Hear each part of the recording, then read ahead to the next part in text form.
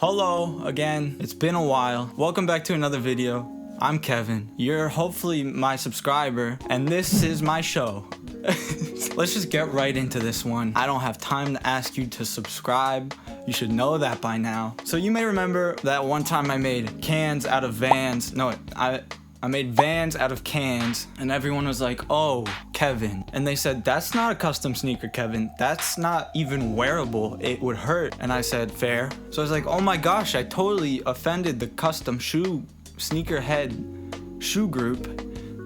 I said, no, hold on, wait a second. I really do believe that I am the best shoe customizer in at least my entire state or county. And so today we're making the world's best custom Air Force Ones, and the outcome may shock you. And I did it because I was bored, and you can too when you're bored.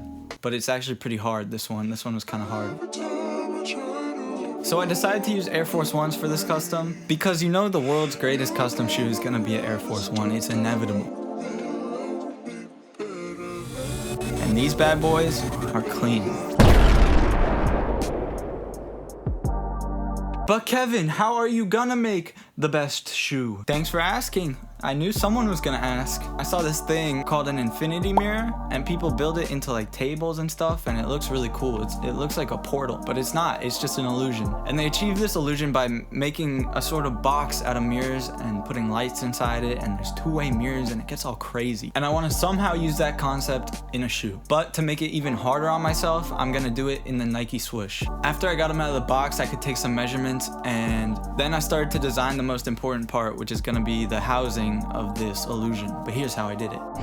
So first I had to take the swoosh, build up walls around it, and the swoosh on Air Force Ones aren't flat, they have like this curve, so I'm gonna have to twist it, and then I somehow have to put the lights and the mirrors and the holes for the wires, and I don't know how I'm gonna do that. And the answer is I already did it. It's right here. And I did it with 3D printing. Using 3D printing, I was able to like get these complex shapes. I could model whatever I wanted to, and I could get the twist just right, and I could make it fit perfectly in the shoe.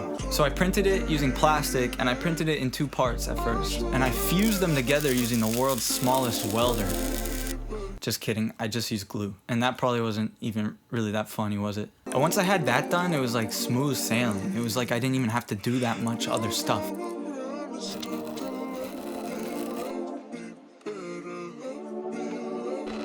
One of the big challenges was that I knew these mirrors were gonna have to bend, like they were gonna have to be flexible. So I had an idea to get thin plastic and put this two-way mirror film over it, and then it could still bend and it'd still be a mirror.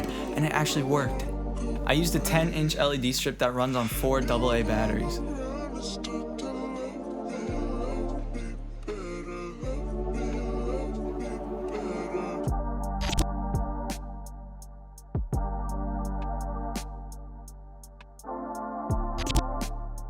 And so another challenge was, where do I put the battery pack? But if you look at Air Force Ones, they have like this giant chunky heel, and I was like, that's perfect if I just knew what was inside of that. And so I just decided to take a drill to it. And I carved out a rectangle, and the batteries fit perfectly in there. So when I was putting the housing into the shoe, I needed to run the wires somehow to the battery pack and not have it be seen. I decided to just cut like a big slot in the back of the heel, and then run the wire, and then sew it back later. Then I just put like a ton of super glue around the edge, and it like stayed in place really well. And I also printed like a white lip to go on top to really bring it all together. And here's the final product.